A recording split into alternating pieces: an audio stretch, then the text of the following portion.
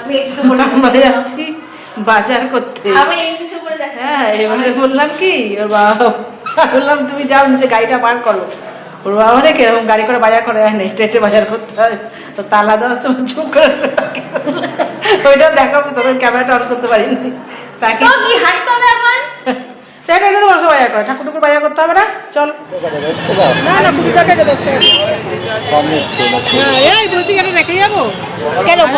হ্যাঁ তাও করতে পারো। দেখে দাও ফার্স্টে এই দুটো দিয়ে কেনা শুরু হলো, পরে দেখাবো ভেতরে কি আছে। হ্যাঁ হয়েছে, এই যে কার দোকান থেকে না আছে দেখে নিন সবাই। লক্ষ্মী পুজোর বাজার শুরু হবে, এবার দেখা যাক। বাবারে আগেই ঘেমে গেছি আমি, বাজারের দিকে গেলে কি হবে জানি। রাস্তা পুরো জমজমাট, খুব ভালো লাগে। ওই দিকটা গিয়ে আরো দেখাচ্ছি। বাজার করতে তিনজনেই বেরিয়েছে, ওই যে পেছনে বাবাকে দেখা যাচ্ছে। বাবাকে আসতেই হবে, বাবা ছাড়া বাজার করতে পারবো না, আমরা বাজার করতে পারি না। বাবা ছাড়া বাজার অসম্ভব ব্যাপার। মানে রাস্তাটা শুধু দেখো, ওরে বাবা এগোনোই যাচ্ছে না, দুম করে সাইকেল দিয়ে মেরে দিয়ে চলে যাচ্ছে আমাকে। এই বাজারে চলে এসেছি আমরা, সেই কারণে এই অবস্থা। কোথায় যাচ্ছ তুমি? ওপারে কি সুন্দর লাগছে ঠাকুরগুলো, কিন্তু আমাদের নিয়ম নেই, তাই না মা? ওরে বাবা দেখি একটু দেখে ওই যে আমাদের নিয়মে যেটা সেটাই দিচ্ছি। প্রথমে খেলাম কুরকুরে, এখন কাছে জিলিপি। মা বাজার করে